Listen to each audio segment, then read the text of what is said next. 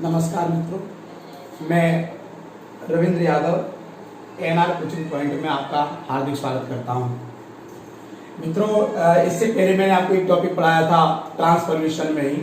आपको एक टॉपिक पढ़ाया था अफर्मेटिव से नेगेटिव बनाना, और एक टॉपिक पढ़ाया था मैंने असर्टिव से इंटरोगेटिव बनाना। आज जो मैं टॉपिक पढ़ाऊंगा वो टॉपिक होगा आपका रिमूव एडवर्ब टू, यानी एडवर्ब टू जो आपका है, जो एडवर्ब टू है इसको हटाना। आज आप ये पढ़ेंगे, एडवर्ब टू को हटाएंगे। तो सबसे पहली बात ये कि टू है क्या। तो कुछ लोग इसको टू पढ़ते हैं और कुछ लोग इसको टू भी पढ़ते हैं, लेकिन टू और टू दोनों में डिफरेंस करने के लिए कुछ लोग इसको टू पढ़ देते हैं। खैर, अपनी अपना तरीका दोनों लोगों को पढ़ने का, गलत कुछ भी नहीं है, जो है वो सही है। अब बात रही इसकी कि आपको ये हटाना सीखना है। तो इसका मतलब जो होता है, यानी इस टू का मतलब जो होता है, इसका मतलब होता है वेरी मच से। वेरी मच यानी किसी भी शब्द की ये अधिकता को व्यक्त करते हैं। वेरी मच यानी बहुत अधिक। जैसे मैंने कहा टू पावरफुल, पावरफुल यानी बहुत अधिक शक्तिशाली। तो मतलब यानी बहुत अधिक शक्तिशाली। मैंने कहा टू पुअर यानी बहुत अधिक गरीब। मैंने कहा टू वीक यानी बहुत अधिक कमजोर। यानी टू का मतलब होता है बहुत अधिक। ठीक है। अब इसको हटाएंगे तो आपको क्या लगाना है वो आपको मैं फॉर्मूले के अनुसार सिखाऊंगा। तो आगे पढ़ेंगे। जैसे पहला ही रूल में पढ़ा रहा हूं आपको। ठीक है। आपका पहला रूल है, देखिए आप पहले रूल में पढ़ेंगे। तो पहला रूल है आपका, मैंने कहा वही पहला रूल आपका स्टार्ट होगा। जैसे मैंने आपसे कहा वर्ब, वर्ब के बाद आपका आता है टू, टू के बाद बेटा आपका आएगा एडजेक्टिव, और एडजेक्टिव के बाद तुरंत दिया होगा टू प्लस, यानी आप इसको कहेंगे two plus M B one. Two plus M B one का मतलब होता है इन्फिनिटिव। क्या पढ़ते हैं? इन्फिनिटिव। ये इन्फिनिटिव है बेटा। अब इन्फिनिटिव यानी रिमूव टू करना, आपको टू हटाना है तो आप करेंगे क्या, यानी वर्ब, वर्ब के बाद टू के स्थान पर आएगा सो। सो मीन्स होता है यानी इतना अधिक, यानी एडजेक्टिव।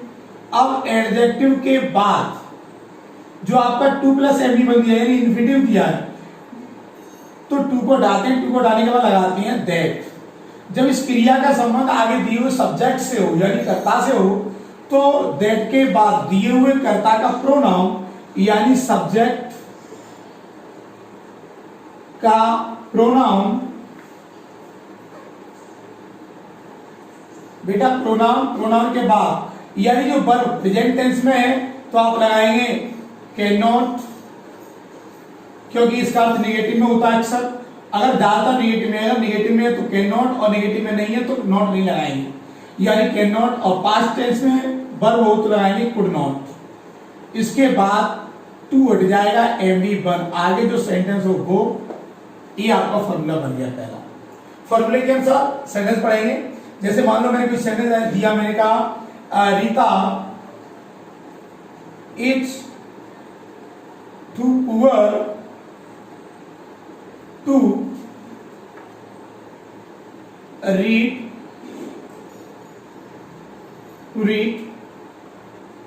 इंग्लिश।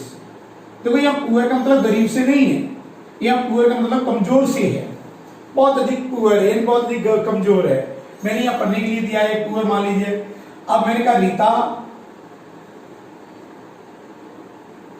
इज, टू का मतलब क्या हो जाएगा सो, पुअर। बेटा टू का इन्फिनिटिव जो है टू हटाएंगे, टू के बाद क्या आएगा दैट। रीता का प्रोनाउन क्या बनेगा सी। इज तो दिया है, इसका क्या हो जाएगा कैन नॉट रीड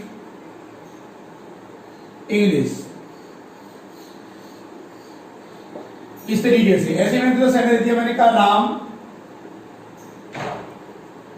राम मैंने कहा वॉज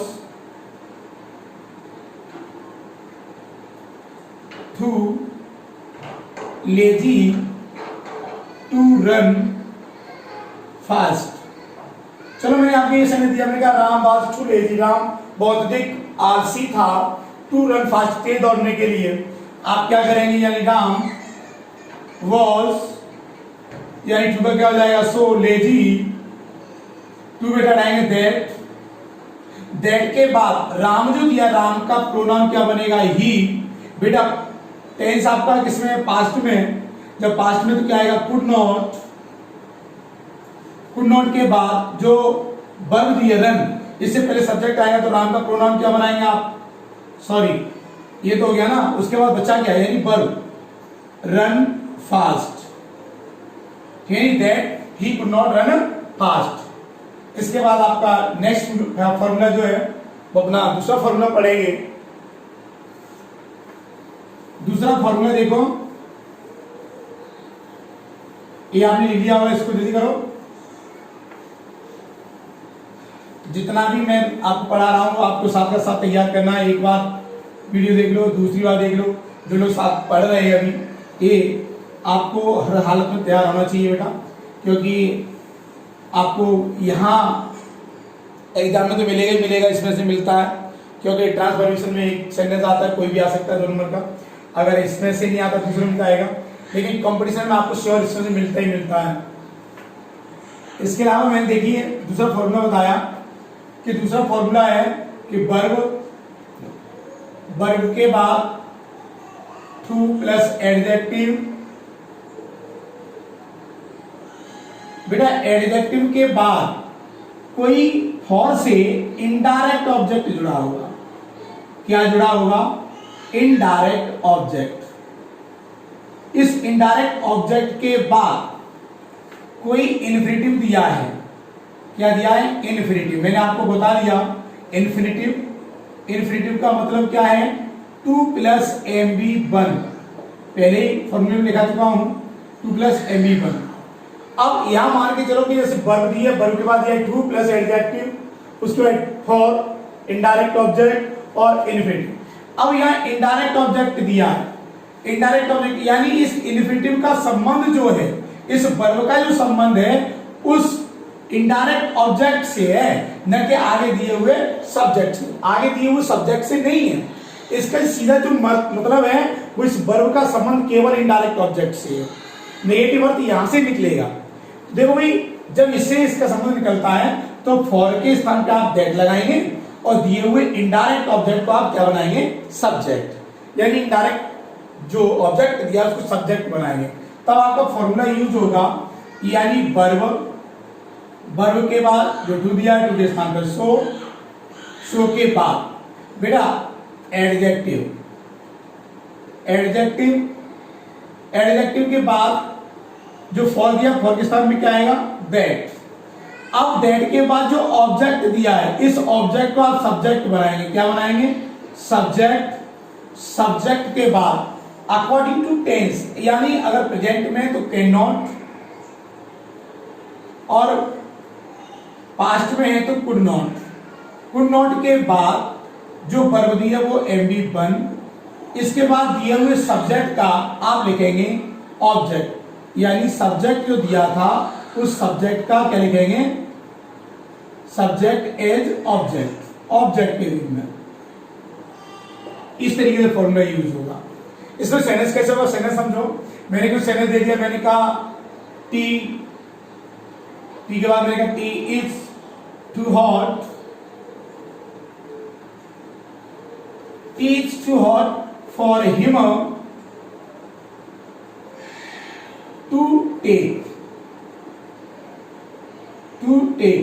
इसका अब जो correct, tea is too hot, चाय बहुत अधिक गर्म है, फॉर हिम उसके लिए, टू टेक उसको पीने के लिए। एक बात, कभी कभी चाय, चाय तो वैसे लोग गर्मी पीते हैं, लेकिन चाय बहुत अधिक गर्म है, मान चलो कहीं से आप केतली से लेके आए और बहुत ज्यादा क्वालिटी हुई चाय छान लाए, तो भाई ऐसे तो कोई नहीं पिएगा, चुस्कियों पीते, लेकिन फिर भी इतनी हॉट नहीं होनी चाहिए। हॉट मतलब यानी बहुत अधिक हॉट है। Tea is too hot for him to take, तो क्या करूंगा, टी इज, टू के स्थान में बेटा क्या आएगा, सो हॉट, फॉर, फॉर के स्थान में क्या बताया, दैट। अब एक बात सोचो, इस हिम का संबंध पीने से है, न कि इस चाय का संबंध पीने से। अगर चाय का संबंध होता तो चाय कैसे पी लेगा कोई, चाय तो अपने आप नहीं पी जाएगी। तो क्या हुआ, T is so hot that, for हटा दिया। अब हिम का करता क्या बनेगा, ही। ये प्रेजेंट में तो क्या लिखेंगे, कैन नॉट टेक, टू हट गया, यही टेक आ गया। अब क्या हुआ कि ही कैन नॉट टेक, वो पी नहीं सकता। क्या नहीं पी सकता, तो आगे दिया हुआ सब्जेक्ट क्या बनेगा है, सब्जेक्ट एच ऑब्जेक्ट। तो ये दिया हुआ सब्जेक्ट क्या है, टी, टी का ऑब्जेक्ट बनेगा इट। इस तरीके से। एक सेकंड आगे और देख लो, अगर आपको सेकंड देखना है, एक सेकंड और देखो।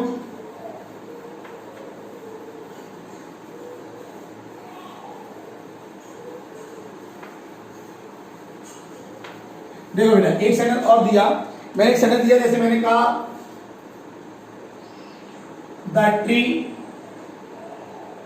was too high for him। चलो हिम हटा देता हूं, मैं तो खुद ही लिखता हूं मेरे लिए, क्योंकि मैं तो वैसे भी थोड़ा आपको दिखाई दे रहा है हेल्थी भी हूं। यानी the tree was too high for me to climb, चढ़ने के लिए। मैंने कहा the tree was too high, यानी पेड़ बहुत ही ऊंचा था, फॉर मी मेरे लिए, टू क्लाइंब। जब मैं बचपन में मोटा था, बहुत ज्यादा मोटा था, अब तब भी थोड़ा वैसा हो गया हूं, अब थोड़ा शरीर में स्ट्रांग है। पहले मोटा जरूर था लेकिन इतना पावरफुल नहीं था, तो छोटा था तब, है नहीं। अब तो मैं जान रहा हूं, तो आप लोग हंस रहे हो ना भाई, हंसिए मत, कोई बात नहीं, हंसने की बात नहीं है। तो हाँ, यानी द ट्री वाज टू के स्थान में क्या आएगा बेटा, सो हाई। अब फॉर के स्थान में क्या आएगा, दैट। बेटा दैट के बाद जो करता मी दिया, मी का करता क्या बनेगा, आई। मी का करता क्या बन गया, आई। अब आई के बाद यानी अगर वर्ब किसमें, आपकी पास्ट में, तो यहां क्या हो जाएगा, कुड नॉट क्लाइंब। अब पेड़ पर चढ़ने वाला कोई भाई चढ़ेगा किस पर, पेड़ पे ही तो इसको कहेंगे ऑन इट। ट्री का ऑब्जेक्ट बनेगा इट, है नहीं, पेड़ पर। नेक्स्ट फॉर्मूला है इसका, देखो भाई, मैं आपको दो फॉर्मूले करा चुका हूं, तीसरा फॉर्मूला बता रहा हूं। जैसे आपका यहां भी एडजेक्टिव जो दिया है, इस एडजेक्टिव का संबंध यहां पे है, तो जैसे पेड़ के अनुसार दिखाई दे रहा है कि फॉर मी दिया, टू क्लाइंब दिया है, तो इस वर्ब का संबंध जो है वो किससे था, अभी फॉर मी से था। आगे वाला जो रूल आएगा तो वहां वर्ब दी होगी, लेकिन कोई ऑब्जेक्ट नहीं दिया होगा, और सब्जेक्ट भी ऐसा दिया होगा जिसका संबंध उससे नहीं होगा, तो वहां कुछ अलग से करना पड़ता। अलग से क्या है, यानी अपनी ओर से सब्जेक्ट मानेंगे। नेगेटिव अर्थ है तो नन मान लीजिए, अगर नन नहीं मानेंगे, नॉट, कैन नॉट लगाना है, नॉट लगाना तो आप वन मान लीजिए नेगेटिव अर्थ के लिए, और नेगेटिव अर्थ नहीं है तो उसमें आपको नॉट लगाने की जरूरत नहीं है। चलो भाई देखते हैं। देखो मैंने फॉर्मूला दिया, मैंने मालूम है कोई वर्ब के बाद टू दिया है, टू के बाद एडजेक्टिव दिया है, एडजेक्टिव, और एडजेक्टिव के बाद आपका दिया है डायरेक्ट यानी इन्फिनिटिव। बेटा इन्फिनिटिव जो दिया है, अब तो इन्फिनिटिव समझ गए ना, तो अब क्यों लिखूं मैं टू प्लस एम बी, जरूरत नहीं है। वर्ब टू प्लस एडजेक्टिव यानी उसके बाद इन्फिनिटिव दिया। अब इस इन्फिनिटिव का संबंध इस सब्जेक्ट से भी नहीं है, आगे दिए हुए सब्जेक्ट से भी नहीं है, और इस इन्फिनिटिव से पहले कोई ऑब्जेक्ट भी नहीं दिया जिसको आप सब्जेक्ट बना सकें। अब ऐसी स्थिति में मुझे अपनी ओर से कुछ करना पड़ेगा, तो अपनी ओर से करता मानेंगे, मैं भी करता, जिसका कोई अर्थ नहीं, यानी मैं तो नहीं होता जिसमें किसी का प्रॉपर नाम नहीं दिया होता। जैसे आप वन मान सकते हैं, नन मान सकते हैं, तो मैं क्या करूंगा, यानी वर्ब प्लस टू दिया उसको बनाऊंगा सो, यानी एडजेक्टिव। अब एडजेक्टिव के बाद यहां बेटा आपको बनाना पड़ेगा दैट। दैट के बाद आपको अपनी ओर से करता है क्या मानना है, नन, नन या no one, no one. No one के बाद जब नन या नो वन आएगा तो नेगेटिव में, अब अकॉर्डिंग टू टेंस आप लगाएंगे कैन या कुड, उसके बाद आपका इन्फिनिटिव का यानी एम बी वन, जो भी है वो अकॉर्डिंग टू सेंटेंस, उसके बाद जो भी होगा वो आप लिखेंगे, ठीक है। अब मान लीजिए मैंने कहा